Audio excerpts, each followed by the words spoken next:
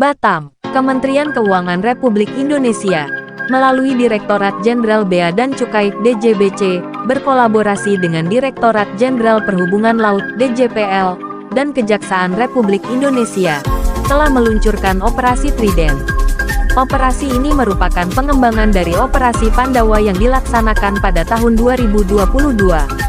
Pembukaan Operasi Trident ini dihadiri oleh Direktur Jenderal Bea dan Cukai, Askolani, Direktur Jenderal Perhubungan Laut, Antoni Arif Priyadi, Kepala Kejaksaan Tinggi Provinsi Kepulauan Riau, Teguh Subroto, Kepala Kejaksaan Tinggi Provinsi DKI Jakarta, Rudi Margono, Koordinator Jaksa Agung Muda Bidang Tindak Pidana Umum, Hari Wibowo, dan Wakil Komandan Pusat Polisi Militer, Bambang Suseno.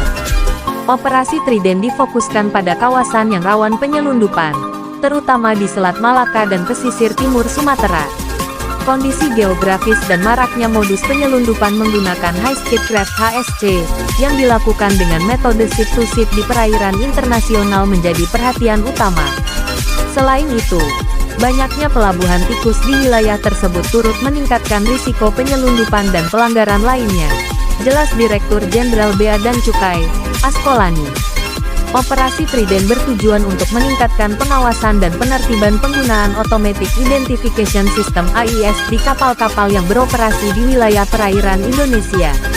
Dengan menertibkan penggunaan AIS, diharapkan dapat meminimalisir potensi risiko penyelundupan yang berdampak pada kebocoran penerimaan negara serta mengganggu keamanan dan ketertiban nasional.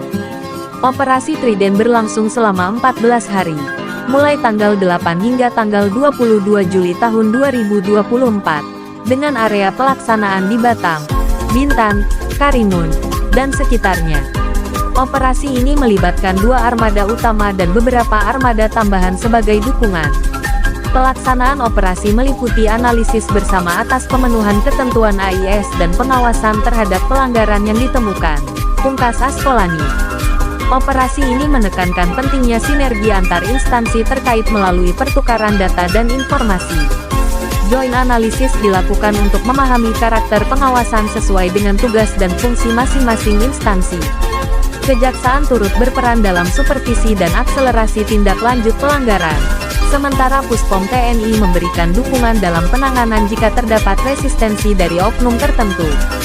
Operasi Trident diharapkan dapat meningkatkan tingkat kepatuhan kapal terhadap ketentuan AIS dan mengurangi tingkat pelanggaran di laut. Sinergi dan koordinasi yang baik antara instansi yang terlibat juga diharapkan dapat terus ditingkatkan untuk menjamin keamanan dan keselamatan pelayaran Indonesia serta peningkatan penerimaan negara. Dengan pelaksanaan Operasi Trident, diharapkan penegakan hukum atas Permenhub 18 terkait AIS dapat dioptimalkan, dan operasi ini menjadi pilot proyek nasional untuk pengawasan kepatuhan ketentuan AIS di seluruh wilayah perairan Indonesia.